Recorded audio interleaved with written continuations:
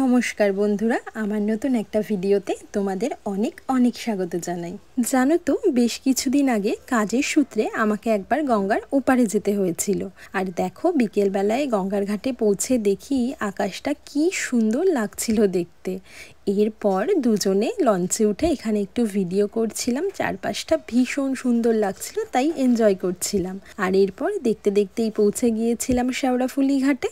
কাজ সেরে বাড়ি ফেরার পথে এক দাদার দোকান থেকে এই সুন্দর ইলিশ মাছটা কিনেছিলাম। আর গতকালকে সেই কিনে আনা মাছটা দিয়ে ইলিশ ভাপা করেছিলাম। ইলিশ ভাপার জন্য প্রথমে কাজু আর পোস্ত ভিজিয়ে নিয়ে শিলে বেটে নিয়েছিলাম, আর ওদিকে সর্ষেটাকেও বেটে নিয়েছিলাম। ইলিশ মাছ মানেই বাঙালির কাছে একটা আলাদা রকমের ভালোবাসা, একটা অন্যরকম ইমোশন।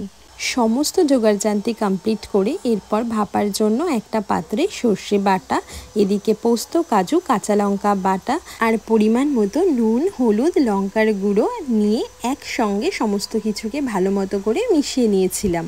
এই রান্নাটার জন্য ইলিশ মাছগুলোকে মশলার সঙ্গে বেশ কিছুক্ষণ ম্যারিনেট করে রাখতে হবে। এতে দিতে হবে বেশ খানিকটা পরিমাণ খাঁটি সর্ষের তেল, এতে রান্নার ঝাঁঝ গন্ধ দুটোই খুব সুন্দর আসে। আর এরপর এতে দিয়েছিলাম একটা টমেটো বাটা। তোমরা চাইলে নাও দিতে পারো, কিন্তু আমি রান্নায় টমেটো বাটাটা দিই, এতে রান্নার স্বাদটা একদম অন্যরকম হয়।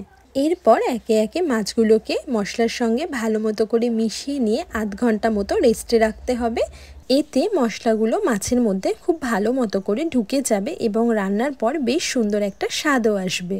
এরপর কড়াইতে বেশ খানিকটা সর্ষের তেল গরম করে তাতে কালো জিরে ফোড়ন দিয়ে ফোড়নটাকে একটু ভেজে নেব।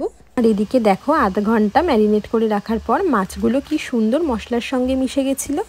এরপর ম্যারিনেট করে রাখা মাছটাকে কড়াইতে সম্পূর্ণটা দিয়ে দেব, আর দিয়ে বেশ কিছুক্ষণ একটু ভেজে নেব।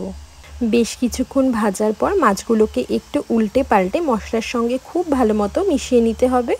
এরপর সামান্য জল দিয়ে বেশ কিছুক্ষণ ফুটিয়ে নিতে হবে। আর এই রান্নাটা কিন্তু ভীষণ তাড়াতাড়ি হয়ে যায়। দেখো, ঝোলটা ফুটে যখন একদম কমে আসবে তখন এর মধ্যে আরও কিছুটা পরিমাণ সর্ষের তেল আর চেরা কাঁচা লঙ্কা দিয়ে আরও কিছুক্ষণ ফুটিয়ে নিলেই রেডি আমাদের গরম গরম ইলিশ মাছ ভাপা।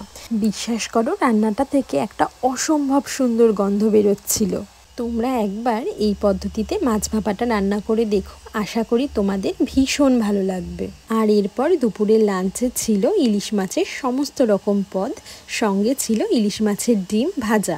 আমার আজকের দেখানো রেসিপিটা ভালো লাগলে বাড়িতে অবশ্যই ট্রাই করো। ভিডিওটা ভালো লাগলে লাইক, কমেন্ট, শেয়ার করে সকলকে দেখার সুযোগ করে দিও। সবাই ভালো থেকো, দেখা হবে নতুন কোনো ভিডিওতে। টাটা।